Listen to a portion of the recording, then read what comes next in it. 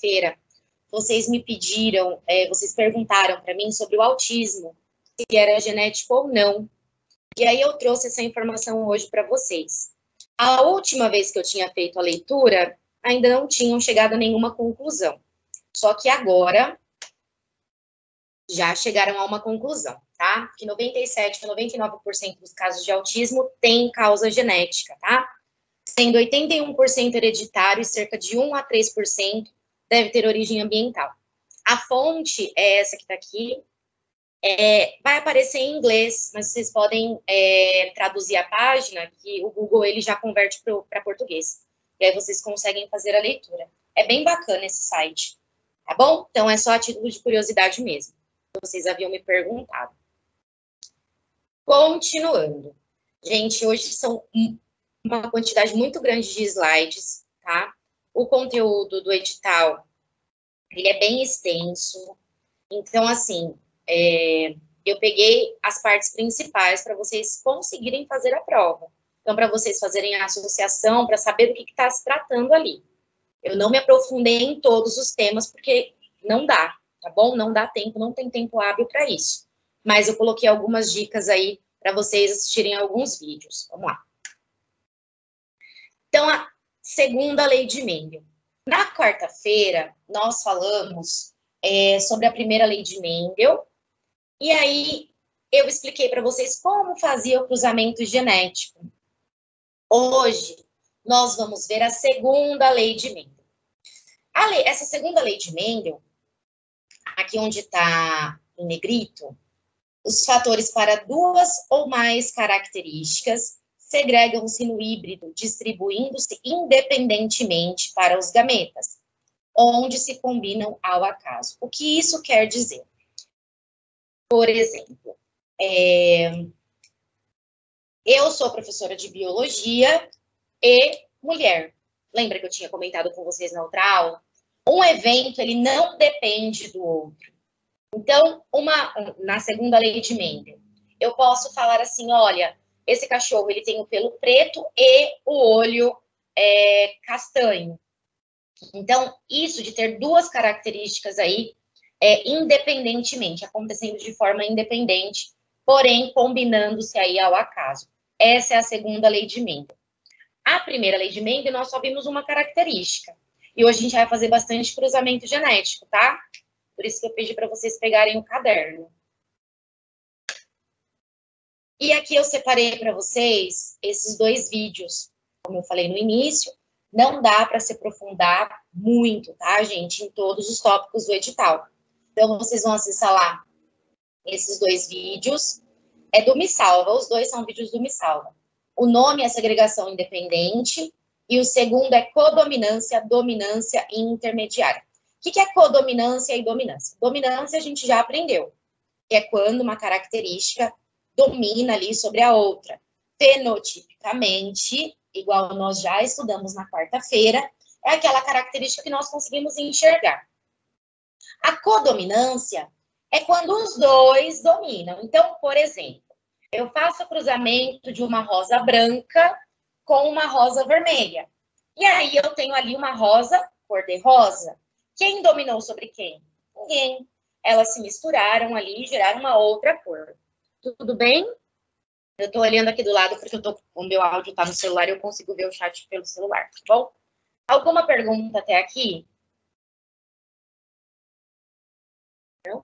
Vamos seguir. O primeiro exercício da FUVEST. Qual a porcentagem de descendentes azão-azinho nascidos de uma mãe azão-azinho? Então, vamos lá. Aprendemos que para ter os descendentes, eu preciso de um gameta da mãe e de um do pai. Então, eu preciso de um óvulo, de um espermatozoide. A mãe entra ali com 23, o pai entra com 23, 46 cromossomos, maravilha. Tem um ser humano, joia. Essa mãe, ela é azão-azinho. Para eu descobrir essa resposta, eu preciso fazer o cruzamento, tá? Mas o cruzamento de quem com quem? Eu preciso fazer o cruzamento da mãe, que é azão-azinho, com o pai. E quais são as probabilidades desse pai? Esse pai, ele pode ser azão-azão, ele pode ser azão-azinho, e ele pode ser azinho, azinho. Então, existem aí 3 possibilidades aí das ligações aí entre a ligação não, tiro o que eu disse, do arranjo aí entre esses alelos. E aí vocês vão fazer para mim o cruzamento desse azão azinho com o pai. Primeiro a gente vai colocar aí com o pai sendo azão azão, que é o homozigoto dominante. Vamos lá, eu vou dar 2 minutinhos para vocês fazerem. Aí vocês podem mandar no chat, tá? Por favor.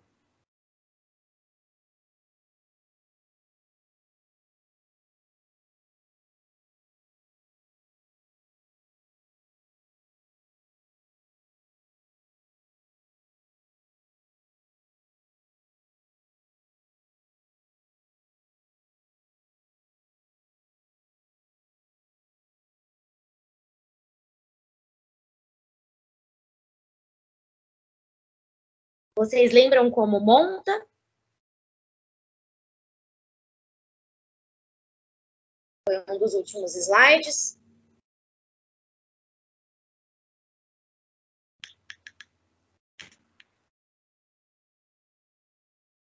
Não? Tem problema. Vamos lá. Gente, olha, minha coordenação motora hoje tá ótima. Vamos lá. Ó, já colocaram aqui no chat que não. Eu vou montar, eu vi também aqui. Então, o que eu faço? Coloco o azão, azinho da mãe aqui, certo? E o do pai, eu falei para vocês fazerem primeiro com o azão, azão, homozigoto dominante. Aí a gente faz aqui azão, azão. Como que a gente faz o arranjo aqui? Azão, ó, esse com esse. A gente põe aqui azão, azão. Depois, esse com esse. Azão, azinho. Depois, azão, azão, que é com o de baixo. Azão, azão. E depois o azão com o azinho. Azão, azinho. Aqui, o pai sendo homozigoto, deu quanto? Cada quadradinho vale 25%. Ele está perguntando, nascidos de uma mãe, azão, azinho. Qual a porcentagem de descendentes azão, azinho, nascido de uma mãe, azão, azinho? Qual é a porcentagem desse 50%. Primeiro que a gente fez? Pode falar. 50%. 50%. Então, a gente já descobriu que sendo azão, azinho, vai ser 50%. Que é esse quadradinho aqui e esse daqui. Beleza. Agora, a gente vai fazer com esse pai sendo também azão, azinho. A gente precisa verificar todas essas possibilidades. Aqui é a mãe, porque ele já te deu aqui, né, no problema. E aqui o pai sendo azão, azinho. Azão com azinho. Azão com azão. Azão, azão. Azão, azinho. Azão, azinho. Azão, azinho. Agora é o de baixo. Azão, azinho. Azinho, azinho. Azinho, azinho. Isso. E aqui, com o pai sendo heterozigoto, qual foi a porcentagem de nascidos azão, azinho?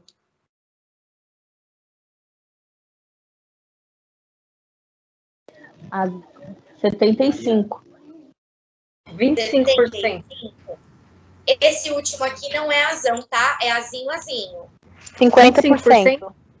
50%. Muito bem, 50%. Joia. Então, a gente já fez sendo homozigoto dominante, heterozigoto, e agora a gente vai fazer sendo homozigoto recessivo. Com esse pai sendo homozigoto recessivo. Azão, azinho, dessa mãe.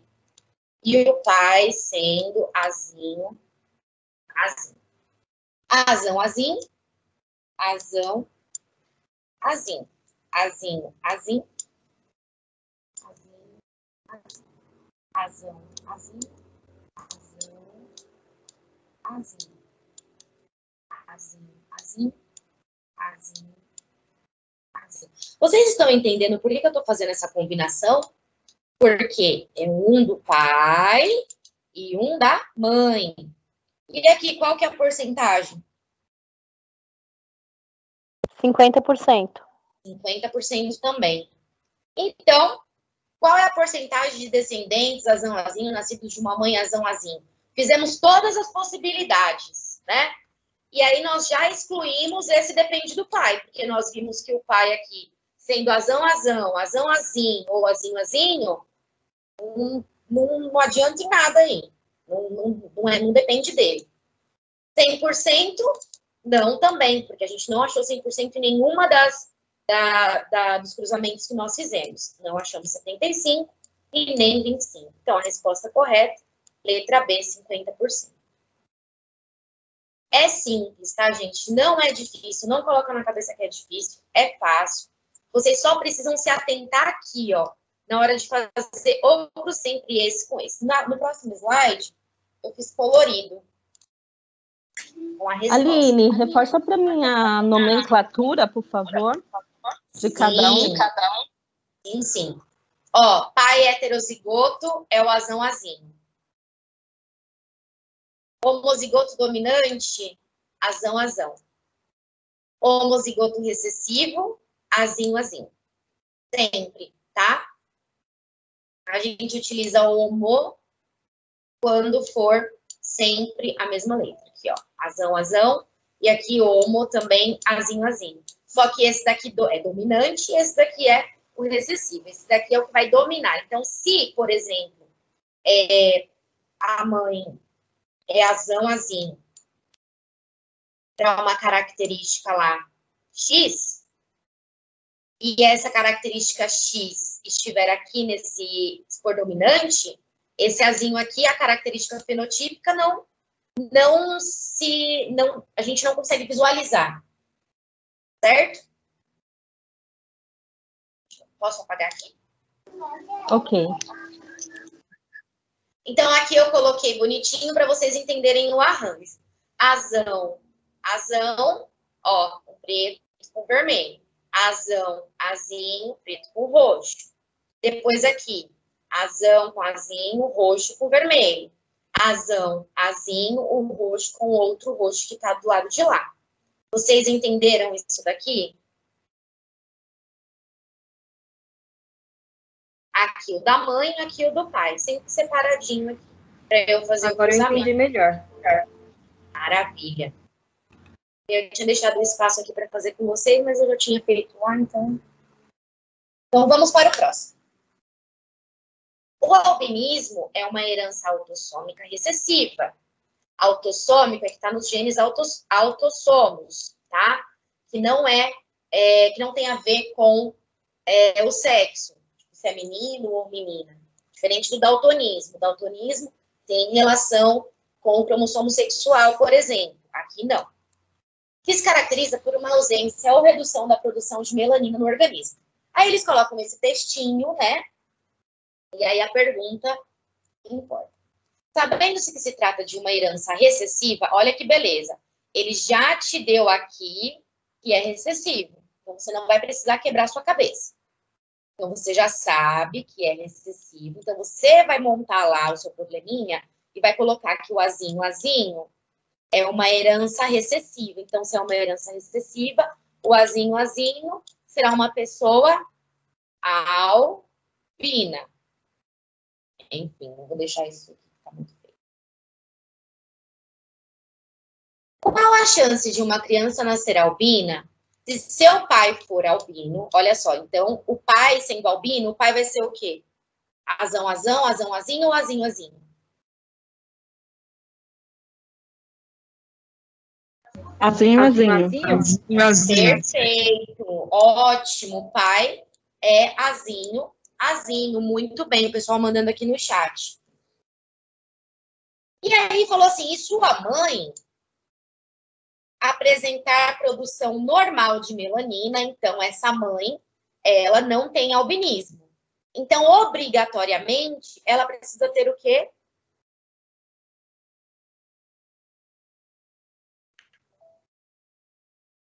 Mandaram no chat. Então, essa mãe, ela tem o azão, certo? O azão a gente sabe que ela tem, porque falou que ela produz normal aqui a melanina. E aí diz assim, mas for heterozigoto. A gente viu que heterozigoto é o quê? Azão, azinho. Azinho. Certo? Então, agora vocês precisam fazer esse cruzamento também, igual eu fiz o anterior. Pode fazer.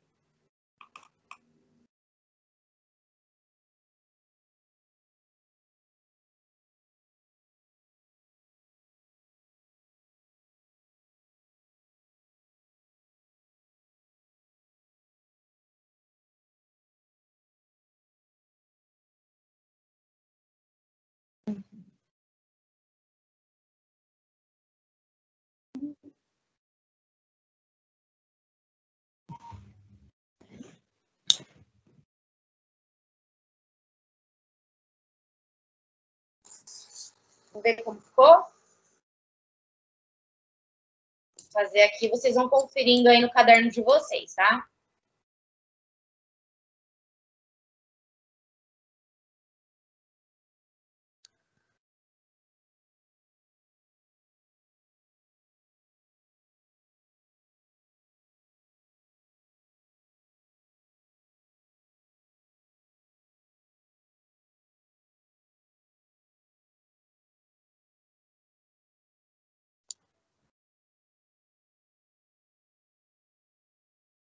Olha que legal, hein? Um monte de gente mandou aqui no chat a resposta. Viu como vocês estão craques nisso? Estavam tudo desesperados, não estavam entendendo. Olha aí, gente. O cruzamento ficou assim. Então, eu tinha lá azão, azinho com azinho, azinho. E aí, vocês fizeram aqui o preenchimento. Resposta correta, 50%. Vocês acertaram. Sempre montem, tá? Assim, coloca a mãe aqui em cima e o pai aqui embaixo para vocês não se confundirem. Alguma pergunta até aqui? Não. Vamos lá. Um casal com produção de melanina normal teve um filho albino. O casal acreditou que se tratava de um erro na maternidade e que o filho pode inverter, não tem problema, tá? Pode inverter sim. Se inverter não vai alterar em nada, é só para não se confundir mesmo. O casal acreditou que se tratava de um erro na maternidade e que o filho provavelmente havia sido trocado, pois seria impossível que pessoas com produção normal de melanina tivessem um filho com essa desordem genética. O casal está certo em suas suposições? Olha aqui um probleminha de caso para vocês resolverem. Então, era um casal que não tinha albinismo e o filho nasceu albino. Vocês acham que aconteceu? Qual é a solução desse problema? Eles estão certos ou não?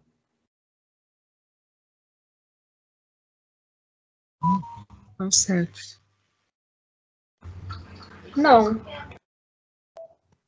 Sim ou não? eu acho que não. Não? Eu acho que não. Por quê? Eu acho que o E tá certo. Letra E? É, eu tô aqui no E. Maravilha, eles estão manjando tudo de genética, gente. É isso mesmo, não. Pois pais heterozigotos podem apresentar produção normal de melanina e o alelo para o albinismo. Eles são o quê? Azão, azinho. O pai e a mãe. Aí, na hora de enviar, o pai mandou um azinho e a mãe, que era azão, azinho, mandou um azinho. E aí, o filho nasceu azinho, azinho e tem o albinismo. Mesmo eles não tendo. Eles têm o azão. Então, o azão, ele domina. Então, esse alelo, ele acaba que não fica fenotipicamente ali a amostra. A gente não consegue observar a característica. Porque o azão, ele acaba dominando. Perfeito. A resposta certa era a letra E mesmo.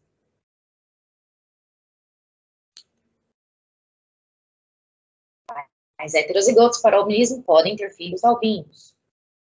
Todo mundo entendeu, gente? Sim. Agora a gente vai começar os tópicos da aula de hoje mesmo. Aquilo ali era a continuação da última aula na quarta-feira. Veremos fisiologia vegetal, ecossistema, fisiologia humana e comparada. Preciso ressaltar, fisiologia humana e comparada, gente, geralmente precisa aí de umas 4 aulas para conseguir explanar tudo. Então, esse tópico aqui, eu coloquei para vocês fazerem uma pesquisa, procurar tabela, porque vocês precisam comparar. Bom, vamos chegar lá, eu termino. Teoria darwiniana da evolução, teoria sintética da evolução, neodarwinismo e origem da vida. Fisiologia vegetal. Quando nós falamos de vegetal, estamos falando do reino, se escreve plantae, mas se lê plantei. Bom, a influência da luz. Na nossa última aula, eu expliquei para vocês que as plantas, elas são autótrofas, lembra? O que é autótrofo?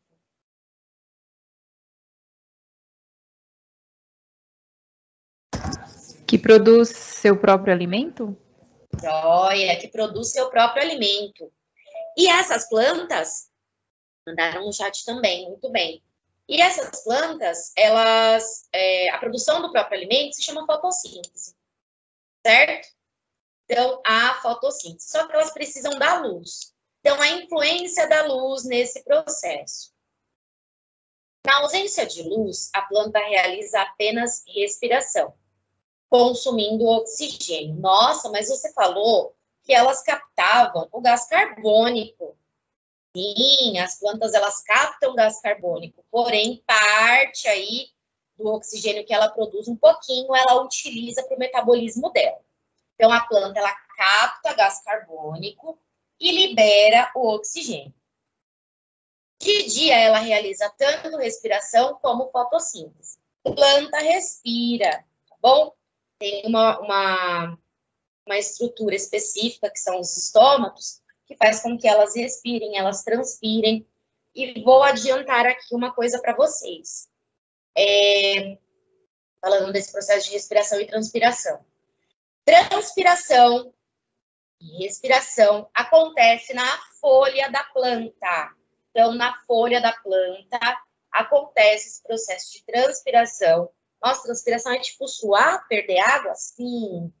Bem? E também o processo de respiração. Por isso que os cactos que a gente vê lá, eles têm espinhos. O que são esses espinhos? São folhas modificadas em espinhos para evitar a perda de água para o ambiente, certo? Então, talvez isso caia na prova de vocês. Então, os cactos, eles não apresentam folhas para não ter essa perda excessiva de água para o ambiente, visto que eles vivem em ambiente quente, seco. Bom, à medida que a intensidade luminosa aumenta ao longo do dia, a velocidade da fotossíntese também aumenta. Então, dizemos que é diretamente proporcional, né? Aumenta a intensidade luminosa, aumenta também o processo de fotossíntese. Por isso que as nossas plantinhas de casa precisam tomar um solzinho, para elas conseguirem produzir o próprio alimento. Existe plantas de dias longos e plantas de dias curtos. O que isso significa? Aquela velha historinha, essa planta ela ama sol. Por que ela ama sol? Então é uma planta de dia longo.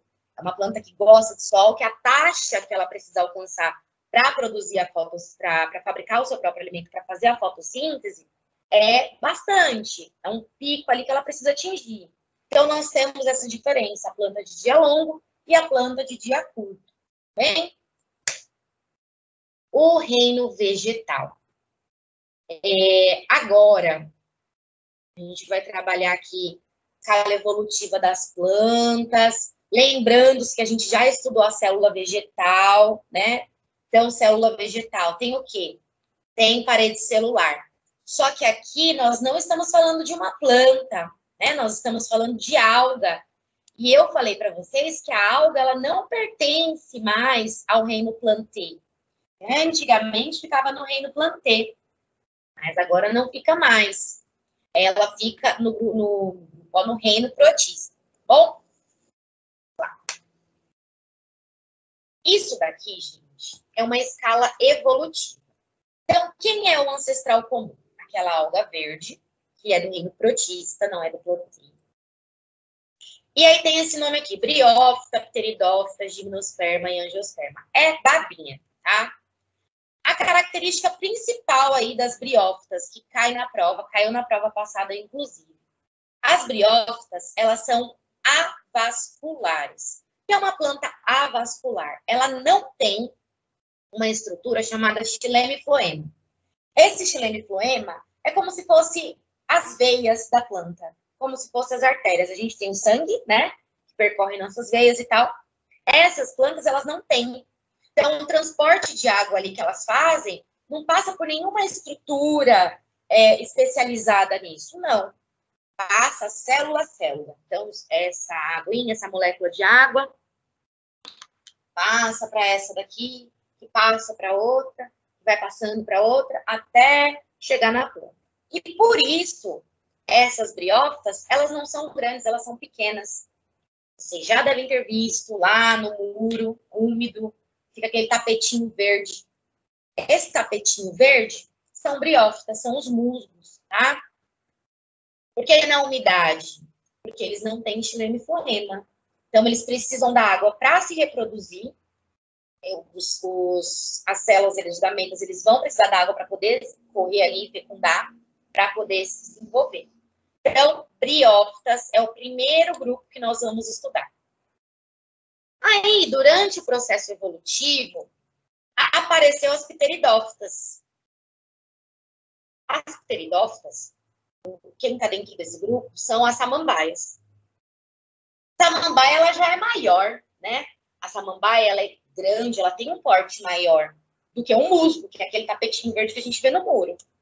E aqui, nas pteridófitas, houve o aparecimento de vasos condutores, que é o xilema e floema que eu falei para vocês. Então, a novidade evolutiva aqui nas pteridófitas. Esporófito dominante, não vou trabalhar isso com vocês agora, não vai dar tempo. Os vasos condutores, que vocês precisam saber, e o aparecimento de folha e caule. Ué, essa daqui não tem folha? Nada verdadeiro, gente. As briófitas, elas não têm raiz verdadeira, elas não têm folhas verdadeiras, elas não têm caules verdadeiros, tá bom? No lugar de raiz, elas têm rizóide, no lugar de folha, filóide, no lugar de caule, caulídeo ou caulóide, tá bem? Então, o aparecimento de folha e caule também foi nas pteridófitas. Mas o principal que vocês têm que saber aqui é que apareceu o vaso condutor. Então, lembra que a samambaia ela tem um porte maior. E aí, com o passar de milhões de anos, processo evolutivo, aparecimento das gimnospermas. Quem está dentro do grupo dessas gimnospermas? Os pinheiros. Aqui, vocês viram que até agora eu não falei de semente, né? Não falei nada de semente. Aqui nas gimnospermas, nós temos o aparecimento da semente, que é importantíssimo. Para quê? A semente, para poder dispersar, ela é bem melhor do que ficar dependendo da água, porque fica tudo ali, né? Não consegue espalhar para tudo quanto é canto. Então, as gimnospermas, a novidade evolutiva aqui são as sementes. Alguma pergunta até aqui? Vocês estão entendendo? Sim. Sim, joia. Então, olha só.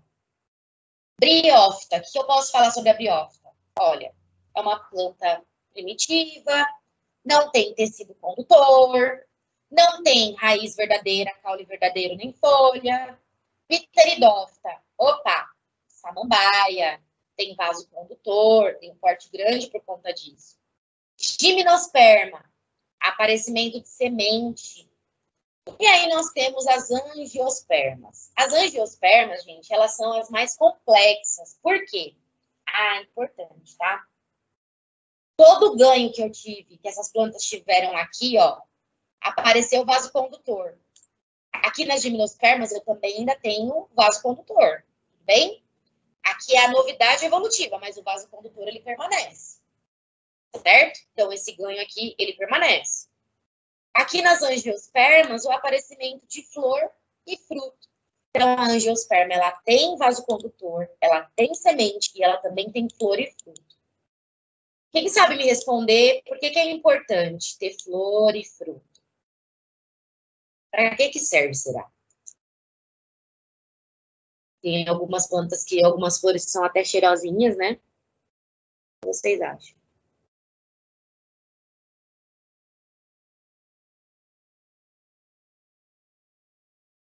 Douglas mandou aqui no chat, reprodução, é isso mesmo, tá? As flores, elas são importantíssimas, por quê?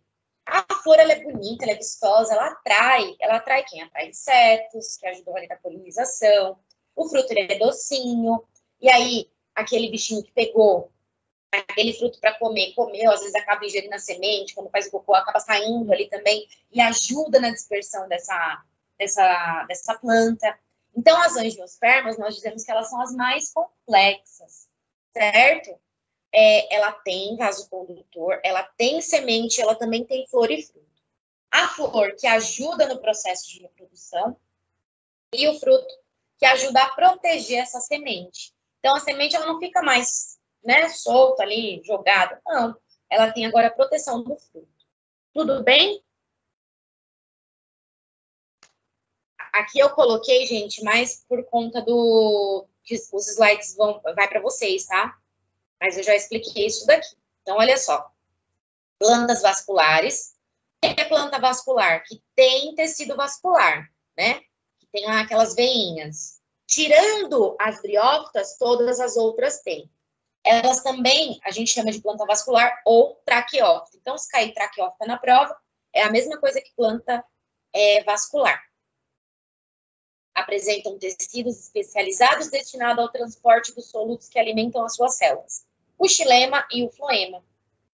O xilema, transporte de seiva bruta, que é água e sais minerais, e o floema, transporte de seiva elaborada, que é a glicose. Lembra que a gente viu lá que num processo de fotossíntese produz a glicose? Então, é isso. Aqui mais um resuminho. Coloquei aqui um exemplo. Tudo que está em negrito são as partes principais. Tapetinho verde.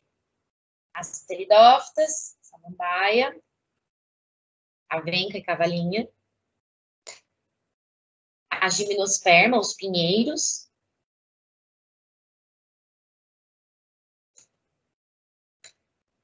Angiospermas, olha lá, eu coloquei essa imagem porque tem a abelhinha aqui, né? Para poder mostrar que ela ajuda muito nesse processo de polinização. Polinização tem tudo a ver com o que nós já vimos da genética, né? Quando vocês pegam uma mudinha na casa de alguém, por exemplo, ali você está praticando um tipo de reprodução, mas é uma reprodução assexuada. É uma reprodução que não teve encontro de gametas. Então, a sua plantinha é idêntica à plantinha da vizinha, que você pegou a mudinha. Então, a fecundação cruzada, né, o processo de reprodução sexuada, ele garante o que a gente chama de variabilidade genética. É importante a variabilidade genética, porque senão todo mundo seria igual. As plantas, a gente não ia ter essa variedade de maçã, de banana, banana nica, banana da terra, banana prata.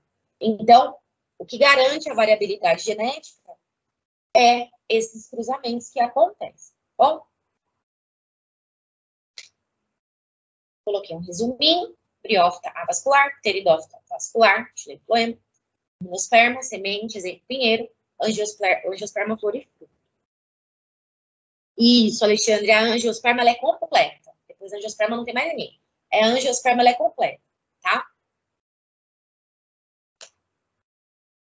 Exercício. As briófitas são plantas que possuem pequeno porte. A característica que impede que essas plantas atinjam um tamanho maior então tá falando que as briófitas são os musgos, né? Elas são pequenininhas, por exemplo, tapetinho. Então, o que impede que elas se desenvolvam, que elas cresçam e sejam vistosas, né? Podem responder no microfone, gente. Não precisa ter vergonha. Ausência de vasos condutores, né? A ausência de vasos condutores de seiva, muito bem. Então, aqui, elas são pequenas porque, como elas não têm, imagina o tempo que ia levar para chegar em determinada estrutura. certo? Importante. Só voltando aqui. O xilema e o floema, eles também são tecidos de sustentação, tá? A ausência de vasos condutores de seio. Resposta. Próxima questão. Caso os cientistas descobrissem alguma substância que impedisse a reprodução de todos os insetos, certamente nos livraríamos de várias doenças em que esses animais são vetores. Em compensação, teríamos grandes problemas, como a diminuição drástica de plantas que dependem dos insetos para a polinização, que é o caso das Angiospermas. angiospermas, como as árvores frutíferas. Então, gente, toda a prova eles colocam um texto, olha aqui, esse trecho aqui, de importante só tinha que eles iam impedir a reprodução dos insetos, mas o restante, tá? Então, vocês se atentem para isso também. Texto muito grande, eles colocam para dar aquela confundida, para dar aquela cansada, tá? Angiospermas como as árvores frutíferas. Próximo. As gimnospermas possuem semente nua, isto é, sem um fruto envolvendo essa estrutura. Além dessa característica marcante, podemos citar diversas outras características presentes nesse grupo de plantas. Das alternativas abaixo, marque a única alternativa que indica uma característica ausente nas gimnospermas. Flores. Flores, muito bem. Mandaram aqui também no chat. Flores. Então, ela é semi-completa, né? Faltou só a flor e o fruto. Tudo bem? Alguma pergunta, gente, até aqui?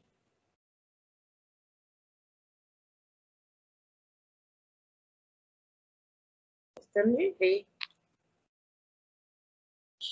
Tudo ok, beleza. Agora, vamos entrar aí em ecossistema. Então, coloquei a definição do que é um ecossistema. É o nome dado a um conjunto de comunidades que vivem em um determinado local e interagem entre si e com o meio ambiente, constituindo um sistema estável, equilibrado e autossuficiente. Depois vocês pesquisem, teve um senhorzinho e ele fez um ecossistema num negócio de vidro, assim, num vaso de vidro bem grande. Ele colocou ali as plantinhas, ele regou uma única vez, deixou isso guardado por anos e anos e anos. E ali virou um ecossistema. Por quê?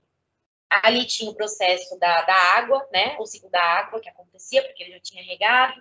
Essa água ficava retida na tampa do vidro, porque ele fechou, voltava para a terra. Então, ali ele criou um ecossistema. Interessante, interagem entre si. E é isso que a gente vai trabalhar agora. Toda relação existe um nome, né? Nós, seres humanos, vivemos em sociedade. Não somos só nós que vivemos em sociedade. É isso que a gente vai ver agora. Vamos lá. Fator biótico e abiótico. A significa não, né? Biótico, lá no começo eu falei para vocês que bio é vida. Então, uma diquinha. Fator biótico é aquilo que tem vida. Então, plantas, animais, isso, biótico. Bactéria, fungo, joia? E abiótico. Não, então que não tem vida. Luz, radiação solar, temperatura, vento, água, composição do solo, pressão, pH, que é a acidez ou a alcalinidade. Então, isso é a nomenclatura que a gente utiliza. Fator biótico e abiótico. Caiu em uma prova também. Deu um probleminha, né? Uma explicaçãozinha. E perguntava se naquele texto estava falando sobre fatores bióticos ou abióticos. Olhou. Tem ser vivo, é biótico, tá bom? Cadeia alimentar. Cadeia alimentar a gente estuda desde a 6ª série, né? Vamos lá. Plantas. As plantas, elas serão chamadas de produtores. Por que produtores? Porque elas produzem o seu próprio alimento. Elas não vão ali se alimentar de outro ser. Ah, mas tem a planta carnívora. Beleza, só que a planta carnívora, ela também faz fotossíntese. Ela é produtora. E as algas? As algas também fazem fotossíntese. Então, se você estiver falando de um ambiente marinho, elas também serão produtoras ali. Importante, gente, essa flechinha que vocês estão vendo significa serve de alimento para. Então, essa planta serve de alimento para essa borboleta, que serve de alimento para esse sapo, que serve de alimento para essa cobra e que serve de alimento para os fungos e bactérias que são decompositores. Eu falei aqui para vocês, né, como que isso acontece. Agora, a gente vai falar de nível trófico. O primeiro nível trófico é esse daqui. Primeiro nível trófico. O nível trófico é uma coisa e pronto. Esse é o primeiro nível trófico, segundo nível trófico, terceiro nível trófico, quarto nível trófico, decompositores. Bem? Aqui nós temos uma teia alimentar. A teia alimentar é a junção de várias cadeias alimentares juntas. Então, geralmente cai em prova. Cai como? A coruja. A coruja ela é o terceiro consumidor, consumidor terciário. Coloca lá na questão. Aí você vai ter que fazer os caminhos. Hortaliça serve de alimento para o preá. Consumidor primário aqui nesse caso, esse preá. A gente tem que fazer no caminho, tipo um labirinto. Hortaliça serve de alimento para esse preá. Serve de alimento para a cobra serve de alimento para o gavião. Beleza, não tem coruja no meio, tá? Outro caminho. A hortaliça serve de alimento para o rato. O rato serve de alimento para a coruja. Opa, então, consumidor primário, consumidor secundário. Tá, a gente guarda essa informação. Hortaliça serve de alimento para o rato, que serve de alimento para o gato, que serve de alimento para o gavião. Então, aqui já foi. Vegetal serve de alimento para o pardal, que serve de alimento para a coruja. Então, de novo, essa coruja está sendo consumidor o quê? Secundário, ó. Produtor, que é vegetação, primário, secundário. Então, para eu analisar qual é o nível que ele ocupa, eu preciso fazer isso. Eu preciso pegar, esquecer do resto e ir seguindo cada seta até chegar no animal. O que vocês precisam ter em mente é o nome consumidor primário, consumidor secundário e terciário. E lembrar que sempre, quando eu falo de nível trófico, os produtores ocupam o primeiro nível trófico. Alguma pergunta até aqui? Não, ecossistemas não, tá? Ecossistemas eu fiz completinho aqui para vocês. Não é tão complexo, não. Vocês entenderam a teia alimentar? Sim. Sim.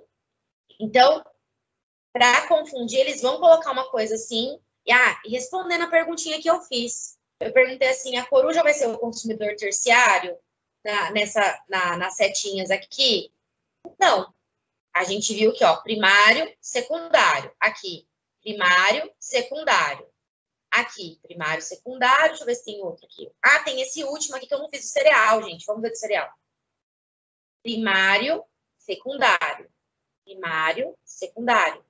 Primário, secundário, terciário, então, não. Então, nós vimos que ela ocupa aí, ela será o consumidor secundário. Tudo bem?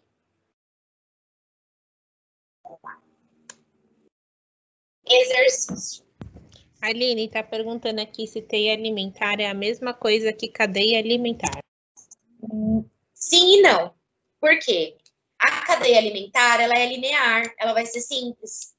Assim, eu vou ter a plantinha, vou ter um aqui e um aqui. você consegue identificar fácil. A teia alimentar é um monte de cadeia alimentar junto. É a união dessas cadeias alimentares juntas. Aqui eu tenho várias. Ó, aqui eu tenho uma cadeia alimentar. Aqui eu tenho outra cadeia alimentar, partindo sempre dos produtores, né? E se você for circular, você vai encontrar várias, né? Aqui eu tenho outra cadeia alimentar. Então, é o conjunto dessas cadeias alimentares aqui, ó. Onde? Tá vendo? E eu tenho mais uma, ó. Vem pra cá, desce. Volta aqui.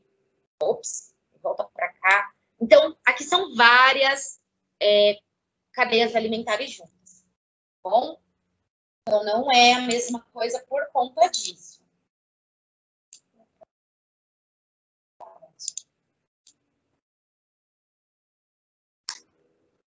Exercício. As teias alimentares, diferentemente das cadeias tróficas, representam todas as relações alimentares existentes em um ecossistema. Diante disso, os organismos em uma teia podem assumir diferentes níveis tróficos. Foi o que nós vimos aqui, né? Se eu seguir essa linha aqui, consumidor primário, secundário, terciário. Mas se eu seguir essa linha aqui, deixa eu ver. Essa daqui. Primário, secundário, terciário também. Primário, produtor primário, secundário, terciário. Tá difícil de achar um diferente. Produtor primário, secundário, terciário. Primário, secundário, ó. Produtor primário, secundário. Então, ele pode ocupar aqui. Ele foi consumidor, esse gavião, terciário, na maioria aqui. Só que aqui, ele está sendo consumidor secundário. Então, a pergunta já dá uma dica para vocês. E na teia alimentar, um indivíduo, um organismo, ele pode assumir diferentes níveis tróficos. Entretanto, os organismos autotróficos sempre ocupam o nível D. Então, qual que é o nível que está os autotróficos? O que são autotróficos? Produtores, muito bem, que produzem o seu próprio alimento. Então, a resposta correta era a letra B.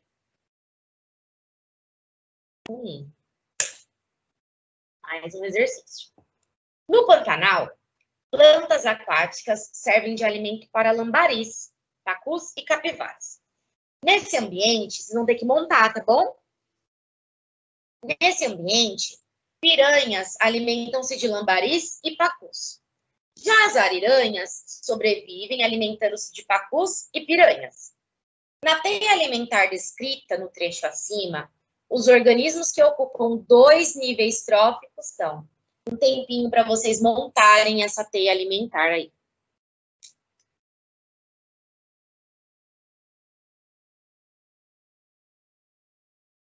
A planta aquática são os produtores, né? Essa planta ela vai servir de alimento, você tem que fazer a setinha. O produtor vai servir de alimento para lambari e para pacu. Então, são 2 setas. Uma para lambari e uma para pacu e para capivara. Então, são 3. Nesse ambiente, piranha alimenta-se desses lambaris. Então, lá no lambari, o lambari serve de alimento para piranha. E o pacu também serve de alimento para essa piranha. A ariranha sobrevive alimentando-se de pacu. Então, vai escrever ariranha. Ariranha serve de alimento para o pacu e também para a piranha. Então, onde estiver escrito serve de alimento, ou que se alimenta, vocês têm que fazer a flechinha. Tá bom?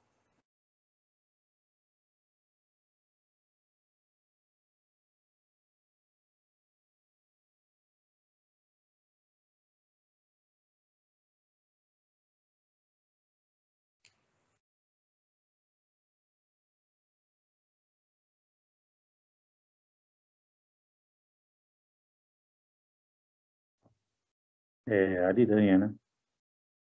Vê? Muito bem, ariranha. As ariranhas, ao se alimentarem de pacus, tornam-se consumidoras secundárias, pois esses peixes alimentam-se de produtores. Ao se alimentar de piranhas, que são carnívoras e alimentam-se de consumidores primários, As ariranhas tornam-se consumidoras terciárias. Perfeito. Alguma pergunta até aqui?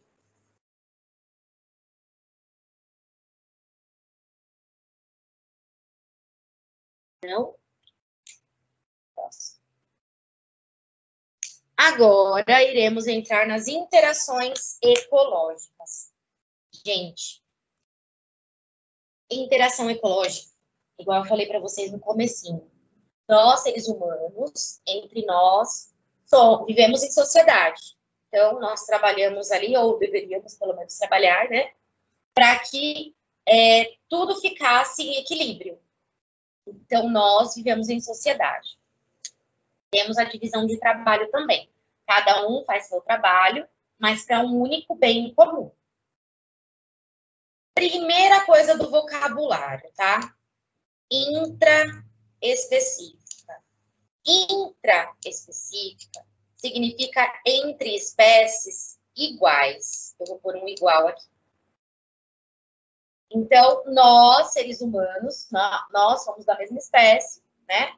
Nós vivemos em sociedade, então temos uma relação intraespecífica. Beleza.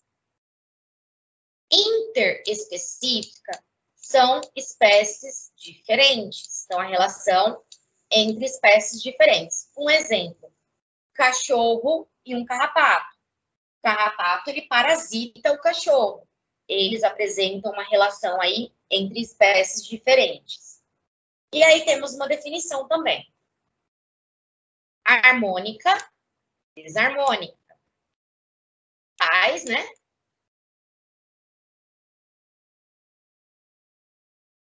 A paz é a briga.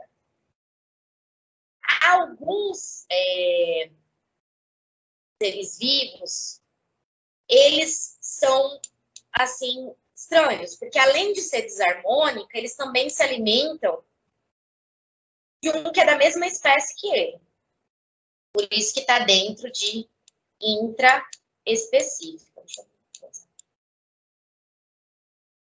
Vamos lá. Intraespecífica harmônica, nós temos a colônia e a sociedade. Harmônica. A colônia, gente, tem uma água viva, que é a caravela portuguesa. Ela parece uma bexiga roxa. Teve uma época que na Praia Grande estava lotado, estava até passando no jornal que um monte de gente estava sendo queimada e tal. Essa água viva, nela, tem vários seres vivos junto com ela. Juntos, unidos anatomicamente, grudadinhos ali nela. E cada um daqueles ali que está grudadinhos nela, que é da mesma espécie que ela, tem uma função. Então, são unidos anatomicamente e desempenham funções diferentes ali, mas fazem parte dela. Então, tem a caravela, e lá nesses tentáculos eu tenho vários outros seres vivos ali. A intraespecífica harmônica sociedade. A palavra-chave da sociedade vai ser divisão de trabalho. Então, exemplo, as abelhas, as formigas, elas têm divisão de trabalho e elas são da mesma espécie. Elas vivem em sociedade, cada uma vai ter o seu papel ali para cumprir dentro daquele grupo. Agora, intraespecífica, que é da mesma espécie, desarmônica, que é briga, é treta. Canibalismo. Canibalismo é quando um indivíduo da mesma espécie come o outro, devora ali o outro. Competição. Competição, ela está tanto na intraespecífica, que é a espécie igual, quanto em espécies diferentes. A competição na espécie de indivíduos da mesma espécie. O leão disputando uma fêmea, ou brigando por conta de território. É uma relação, então, entre espécies iguais, desarmônica, competição. Interespecífica, entre espécies diferentes, harmônica. Mutualismo. Eu falo que esse mutualismo aqui é um relacionamento quase que abusivo, mesmo sendo harmônico, né? O mutualismo é quando indivíduos que não são da mesma espécie, eles precisam um do outro para sobreviver. Então, os ruminantes, por exemplo, você pega uma vaca. A vaca, ela tem uma bactéria no estômago que ela precisa dessa bactéria para ela conseguir digerir a celulose. Sem essa bactéria, essa vaca não consegue se alimentar, ela não consegue digerir celulose. Então, o mutualismo é isso, quando um depende do outro para sobreviver. Outro exemplo de mutualismo é a associação entre alga e fungo, que forma o líquen. São aquelas manchas nas árvores que a gente vê, sabe? Aquela mancha branca, parece um tiro de tinta. Aquilo ali são líquens. É uma associação de alga com fungo. Tanto que você olha, você vê um ser vivo só. Né? Você não consegue separar os dois, porque um depende do outro para sobreviver. Mas vale lembrar que um depende do outro para sobreviver, mas é uma relação harmônica, tá? Então, tranquilo. Outra relação harmônica é o comensalismo. O comensalismo tem um peixe, a rêmora, que ela fica embaixo do tubarão. Ela pega uma caroninha com o tubarão. Então, o tubarão ele vai se alimentar ali e ela fica bem de boa pegando os restos ali daquele tubarão. Ela não prejudica o tubarão. Não atrapalha a vida do tubarão em nada. Ela se beneficia, mas não prejudica ele. E assim, eles não são unidos anatomicamente, igual, por exemplo, aqui o mutualismo. Que um é grudado no outro, que a gente não consegue separar. Não, cada um tem a sua vida, mas olha, eu estou aqui aproveitando e sendo beneficiada. Só ela é beneficiada, né? A rima. Desarmônica, nós temos o amensalismo. Esse amensalismo, gente, a natureza ela é muito maravilhosa, né? Tem fungo que eles produzem uma substância e mata ali as bactérias que vivem em volta, para eles conseguirem se desenvolver. Então, eles soltam uma química no solo, geralmente no solo, que matam os seres que estão ali para que ele consiga se desenvolver melhor. Então, aqui já é briga, né? Ele está sendo beneficiado, mas o outro, coitado, não. Interespecífica competição. Então, animais que se alimentam das mesmas coisas, né? Ou que ocupam ali o mesmo território, eles vão competir entre si, e entre si, não sendo da mesma espécie, para ser interespecífica. O parasitismo, que a gente já conhece, né? O verme na criança, o piolho na criança, o carrapato no cachorro. Parasitismo, ele vive ali e ele vai sugando da pessoa ali o máximo que ele pode, tá? O predatismo é diferente. O predatismo, ele tem a ver com caça. Mata o ser para se alimentar. Certo? Alguma pergunta até aqui?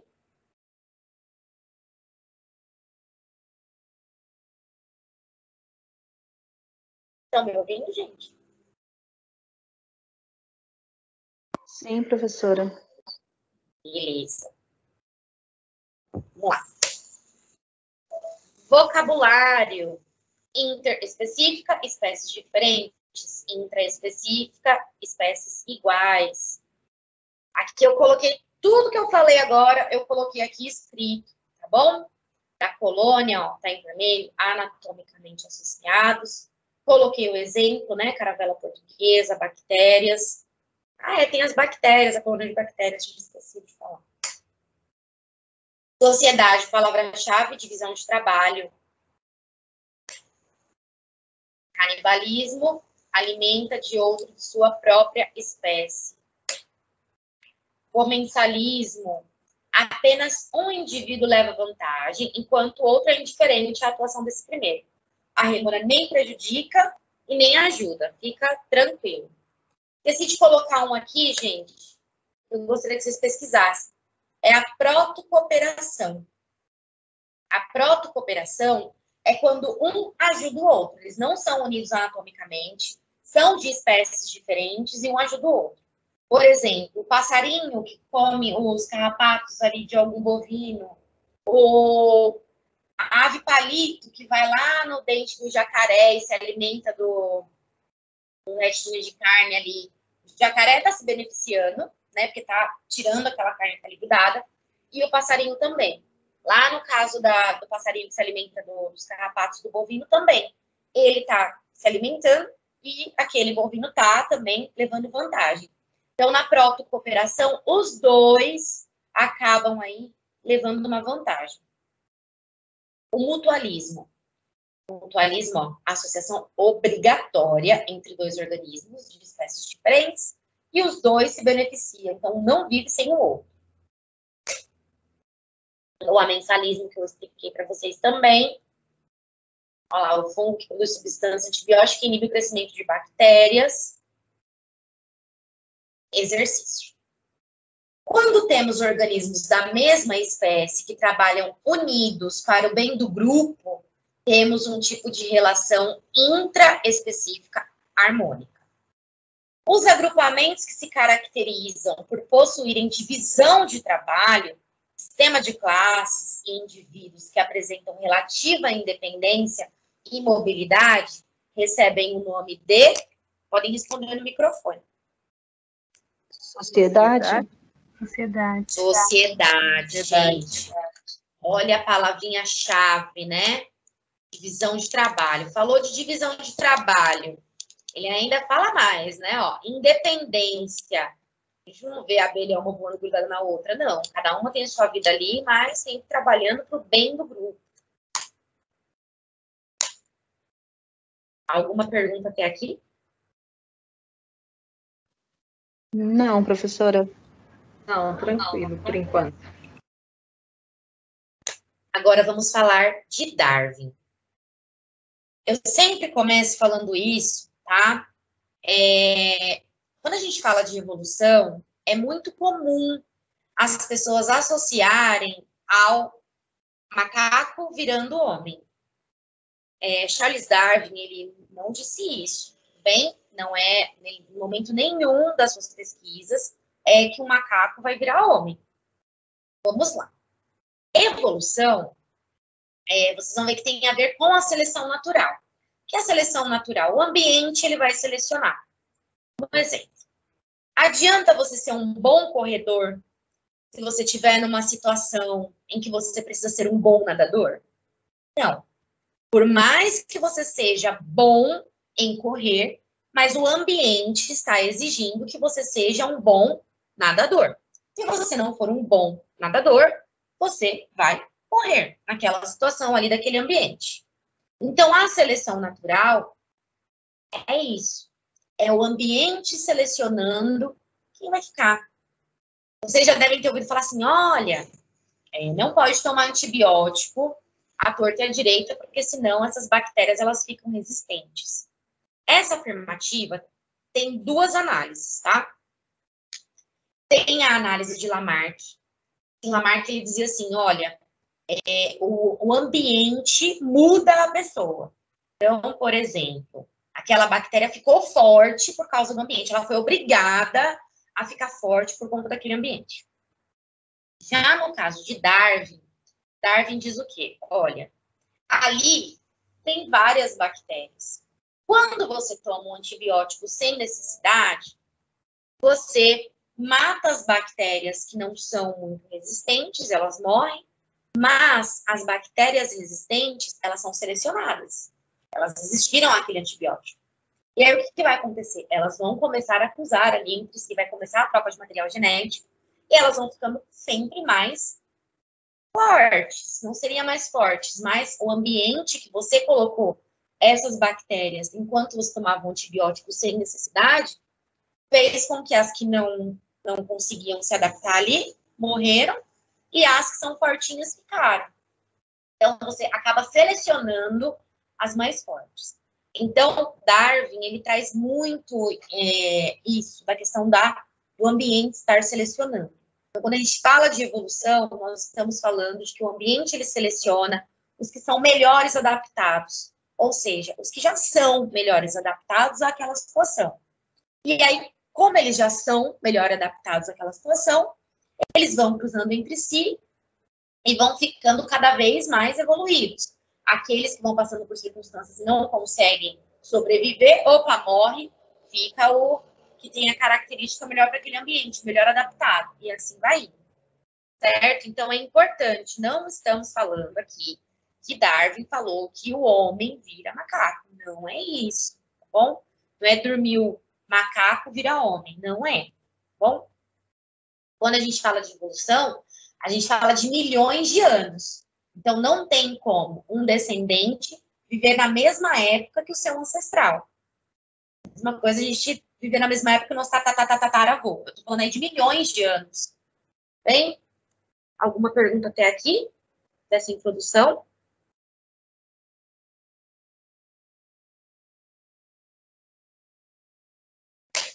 Próximo. Segundo Darwin, os organismos mais bem adaptados ao meio têm maiores chances de sobrevivência do que os menos adaptados, deixando um número maior de descendentes. Os organismos mais bem adaptados são, portanto, selecionados para aquele ambiente. Que foi o que eu expliquei para vocês.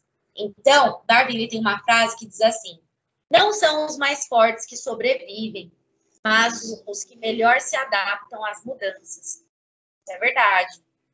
Eu posso ser forte para uma coisa, mas se eu estiver num ambiente que eu não estou adaptada, não vai adiantar nada essa minha fortaleza, certo? Aqui. Darwin, ele explicou como que essas girafas, a gente tem hoje girafa tem pescoço comprido. Então, aqui nós temos uma explicação. Gente, Darwin, ele não tirou isso da cabeça dele, ele viajou. Tem um livro muito legal, Origem das Espécies, que eu indico, tá? Quem se interessar aí pelo assunto, faça essa leitura, é muito legal.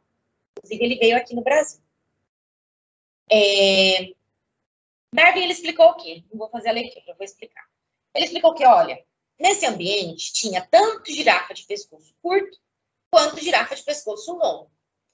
Só que a girafa de pescoço longo, ela comia tanto das árvores que estavam ali mais baixo, tanto das árvores do alto. O que aconteceu com as árvores que eram mais baixinhas? Com as árvores, ó. O que aconteceu com as girafas que eram mais baixinhas, que tinham o pescoço mais curto? Morreram, não sobreviveram. E aí, só sobreviveram as girafas de pescoço longo, porque elas comeram tanto da árvore de baixo, e aí elas se alimentavam das duas. E aí essas de pescoço curto deixou de existir, porque as de pescoço longo começaram a cruzar ali entre si, tá? Vamos lá. As girafas ancestrais provavelmente apresentavam pescoços de comprimentos variados. As variações eram hereditárias. A competição e a seleção natural levaram à sobrevivência dos descendentes de pescoços longos, uma vez que esses conseguiam alimentar-se melhor do que as girafas de pescoço curto. Finalmente, apenas as girafas de pescoço longo sobreviveram à competição. Portanto, pela seleção natural, ocorreu a evolução. Deu para entender? Ficou clara aqui eu mostrando a girafinha cortada do pescoço forte? Sim. Entendi. Darwin, se cair lá, olha, qual é lá a teoria de Darwin? Seleção natural. O ambiente que vai selecionar.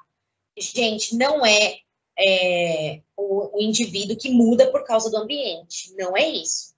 Bom, Lamarck, ele dizia o seguinte, que é o oposto disso que Darwin dizia, tá? Lamarck, ele dizia assim, olha, essa girafa ficou de pescoço comprido, na verdade, ela tinha um pescoço curto. Ela ficou com o pescoço comprido de tanto esticar o pescoço para poder alcançar a árvore lá no alto. Esse é um pensamento de Lamarck, não é de Darwin. Tudo bem? Então, Darwin é o ambiente que seleciona. Ou fica aqui, vive, é bem adaptado, vai sobreviver. Não é? Vai morrer, beijo, tchau. Certo? Exercício. Sabemos que a seleção natural é um importante mecanismo da evolução.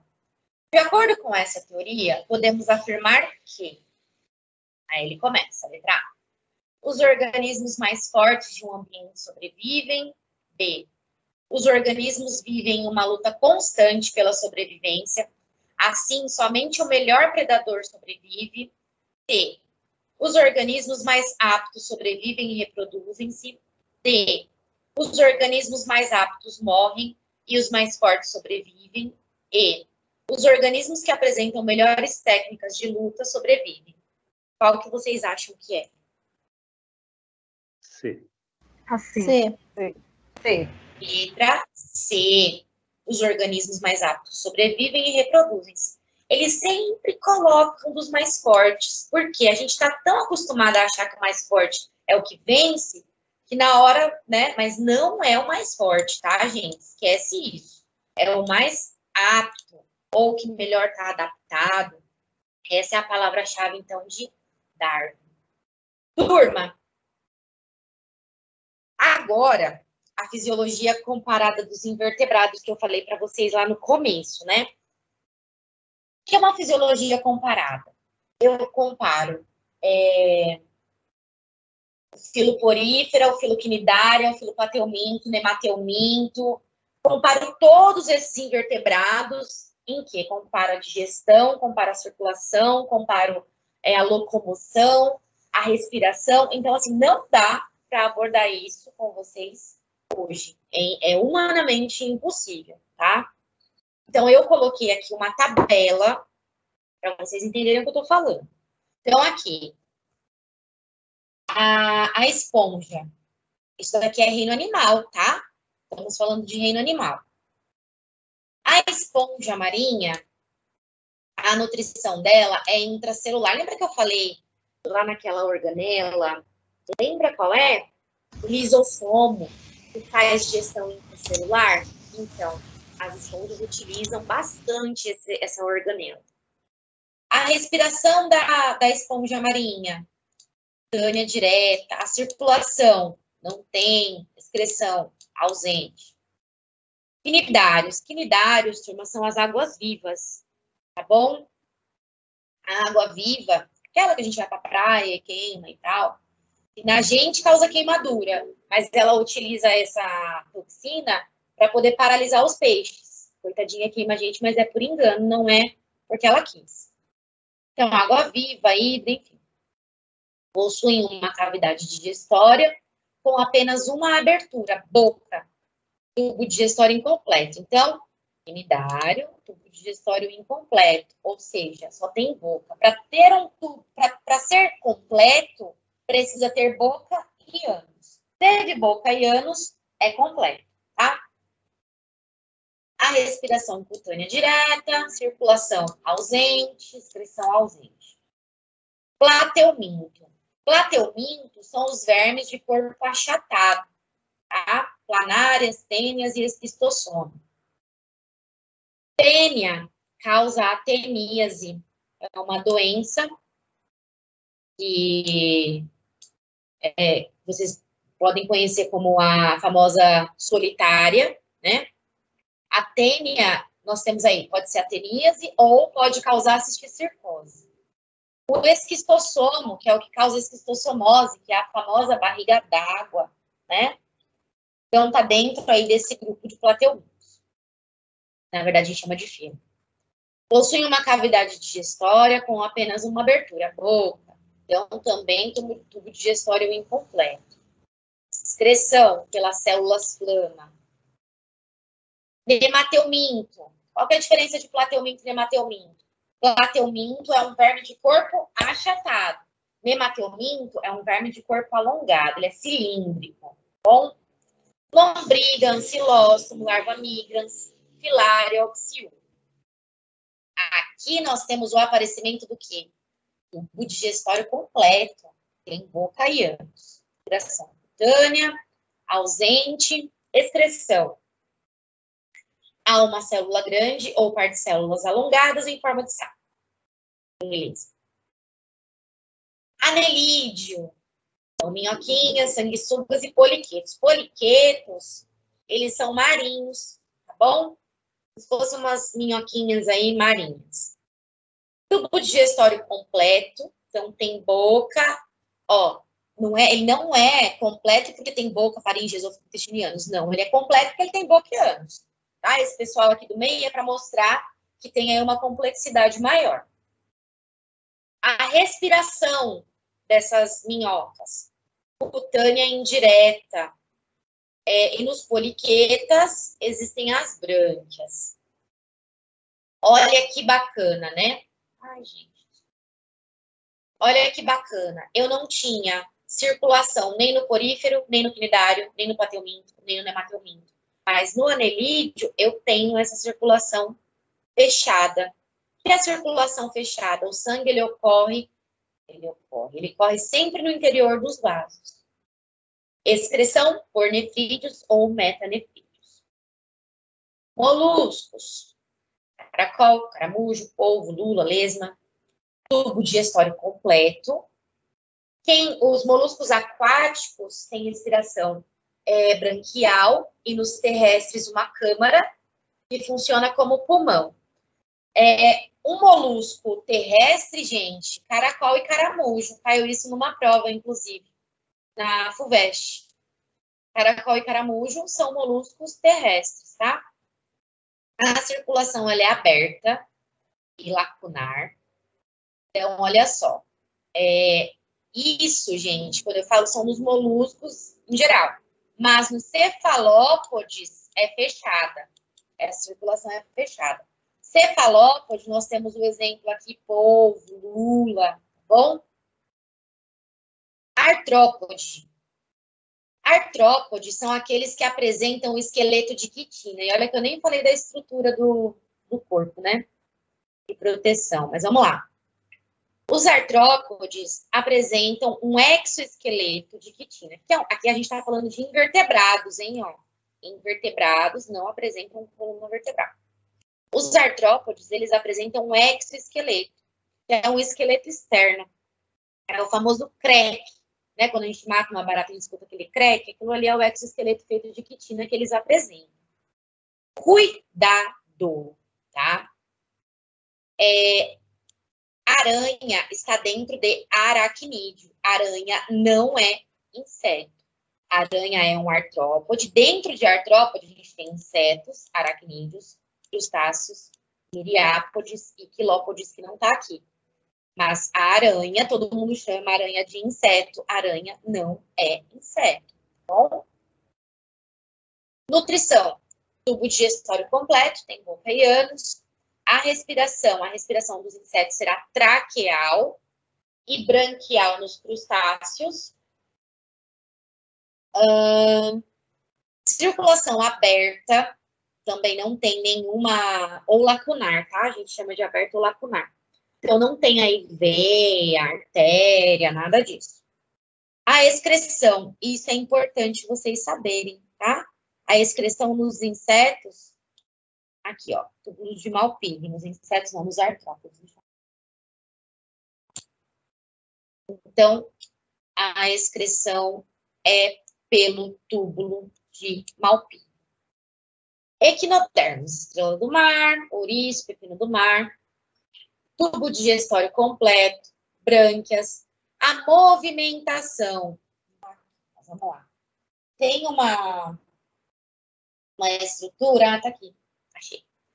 São os pés ambulacrários. Esses pés ambulacrários, eles são importantes tanto para a questão de movimentação, mas principalmente para excreção, certo? E a respiração da estrela do mar aí, branquial, desses equinodermos. Isso eu expliquei só dos invertebrados. Se vocês precisarem, tem essa fisiologia comparada dos vertebrados. Isso, para ser completo, teve boca e ânus, é completo, tá? É isso mesmo, Alexandre. Teve boca, teve ânus, sistema digestório completo. A esponja só tem boca, é incompleto. A água viva só tem boca, é incompleto. Então, o aparecimento aí do sistema digestório completo foi em Plateuminto. Essa tabela, ela tá em ordem de escala evolutiva, tá? Por isso que eu achei bacana trazer ela para vocês. Porque teve o aparecimento aqui e vocês podem ver que isso daqui vai se manter para frente, ó. Só que não vai ter a plurifertilidade. O Plateuminto tem e daqui para frente vai ter também. Opa, daqui para frente não.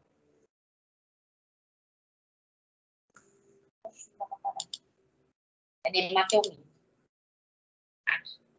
É daqui para frente tem o aparecimento, então, de lombriga para frente tem o aparecimento do tubo digestório, certo? Alguma pergunta? seria interessante vocês pegarem agora a fisiologia comparada dos vertebrados. É nessa mesma estrutura. Isso aqui está como exemplo para vocês saberem o que colocar. O exemplo, a nutrição, a respiração, a circulação e a excreção. Tem no edital de vocês esse conteúdo. Aqui o nome do vídeo, tá? Circulação comparada. E encerramos por aqui a nossa aula, gente.